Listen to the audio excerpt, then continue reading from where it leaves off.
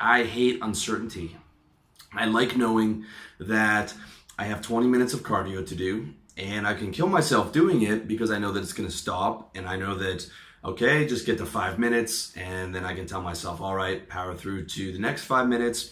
This is the song I'm going to use to get me there. And then the final 5 minutes of cardio where I'm really going hard, and the final 1 minute where I'm giving it my all. I know because I only have a minute to go. I'm like, just give me another minute.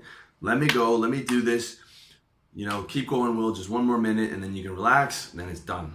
Okay, but if the cardio was an indefinite amount of time, right? Someone else was in control of that mechanism, and I didn't know when they were going to let me off the machine. That final minute, I couldn't do it. I couldn't do it because I wouldn't know when the end was going to be. And I hate uncertainty because I don't like not knowing where the end is going to be, because then I can't program myself to get through the pain. Just like in sales, you can see in my book, How to Sell, where I basically blocked out every hour of the day to get through life in sales, because life in sales is shit. So I would come in, I would do my cold calls, the hardest cold calls first thing in the morning for the first hour, and I would knock down 40 or whatever. Because I knew I had to get through 70 or 80 to get through the day. Then I was like, okay, the hardest part of the day is done. Go take a little break, come back, do another 20, boom. All right, I'm an hour from lunch. I'm gonna cruise into a slower speed. Then I got the lunch to look forward to. Then coming back from lunch, I'm like, okay, I'm gonna do another hour, an hour and a half, bang out the rest of my cold calls for the day. Then I'm done. Then I go get my chocolate chip banana bread, which I swear to God got me through so many days.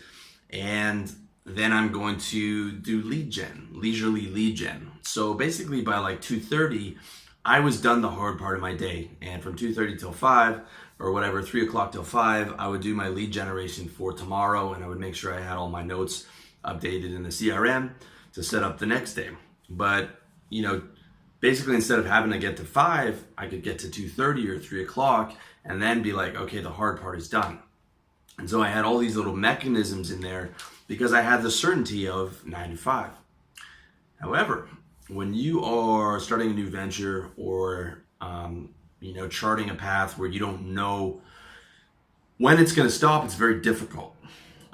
It's difficult to get motivated when you're doing what I say and you start a service business, but you don't know when the shit is going to stop. You don't know when the money's going to come in. You don't know how far you have to go. Your parents are telling you should be in school. Your friends are like, you can't do that. And you've got all this negativity coming from elsewhere. And you've got the negativity inside yourself where like, can I do this? Do I have enough faith in myself to do this? Okay, now this is something that I've covered in a couple of my other business videos. And you might have heard some of these techniques, but I've got a flash of insight. And it came from, as always, reverse engineering what I did, all right? So the first thing it comes down to, okay, is modeling, deductive reasoning, and benchmarks. I did a whole video on that, how to model successful guys using deductive reasoning. So you find someone who's already done it, and you model them, and you model their benchmarks, all right? So if you're doing what I recommend, the service-based business, I can tell you from my results in sales and from the guys that I've seen, basically when I'm working in sales, I'm building a service-based business with a phone and an internet connection.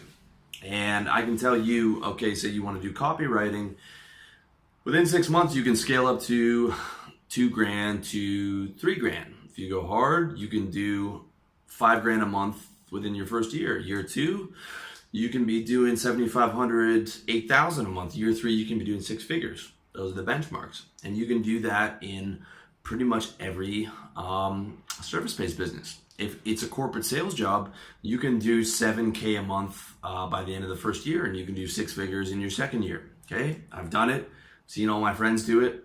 If you're going hard, these are possibilities. So that fucking benchmark. That benchmark. And service-based business again, all right? Within your first month, if you're putting out 100, 200, 300 cold calls and emails a day, you're gonna have your first client within a month. Guarantee you that. Guarantee if you have 300 outbound touch points a day, you will have a first client within your first month, if not your first 2 weeks. All right. And I've had some of my young guys like Kevin, reaching out to me saying, you know, I don't know if I can do this, or I've been through 3 or 4 different businesses. And it's like, and he's losing momentum because he didn't have those fucking benchmarks. So I came back at him with like, how many hundreds of cold calls a day are you doing? Right? You will get that first client, but when you're doing fucking 10 outbound calls, or you're sending a letter, you know, you're sending like a letter in the mail, like some sales guys advocate, you know, this is what one of my guys was doing. He was sending a handwritten letter. I'm like, you're not going to get anything, man. But when you're pounding that fucking phone 200, 300 times a day, or, you know, in this day and age, emails as well, not as effective as the phone, but fucking effective, you're going to get clients. And the benchmark is you'll have your first client within a month. You'll be able to scale up to 3K within 6 figures, or within 6 months. All right. In the gym, if you're going hard, you're going to eating adequate protein, eating adequate calories. You are pushing to progressive resistance, aka beating your personal best every single time you get to the fucking gym, and you're following the routines that I laid out for you.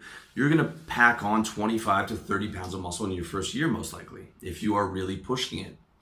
And second year, you'll probably do another 10, another 5 to 10, and then you'll be maxed out. Third year, you might be able to squeeze out 3 to 4, okay, naturally. Looking back, I was fucking naturally maxed out pretty much when I was 18, 19. And then I spent my entire 20s trying to get past that, going up and down, spending 7 months of the year muscular with some fat, and then cutting it all down. And basically from like 18 to whenever I started taking testosterone, like 32 or 33 or whatever, I put on like fucking 6 pounds or 7, you know, terrible. Because I didn't have the fucking benchmarks, and I didn't know when it was going to stop, and it was killing me. And until I realized, oh, well, all the big guys are just on fucking steroids. Okay, well, you know, I guess that's, if I want to get a little bit bigger, then I got to do the TRT. And, but because I didn't have the benchmarks, so the uncertainty fucking killed me and caused me a lot of suffering.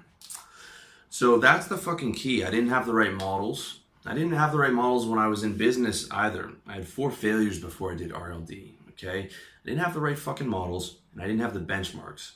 And, you know, uncertainty didn't make me tap out. It never has, but it made my fucking career in business and with women and, you know, in the gym a lot more difficult than it should have been. Okay, so you need to have the right model, and you need to have the right benchmarks.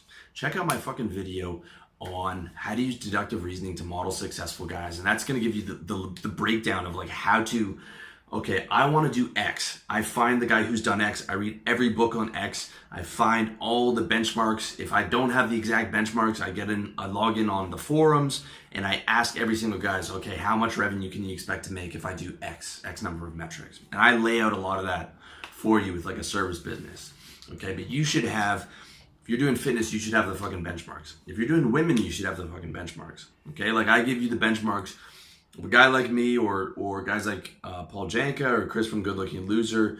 Basically, the higher level of pickup is, okay, you approach 1 out of 15 girls on the street, you'll be able to have sex with, all right? Maybe 1 out of 3 will give you their number, all right? That's the higher end. Online, you're looking at 1 out of 50 to 1 out of 100 outbound messages that you have to send to have sex with a girl on say, okay, keep it. All right. I wish I'd known that shit when I was like 24, 25 and I was going out and I was like, man, I'm a lot uglier than I thought I was because all these girls are rejecting me or whatever.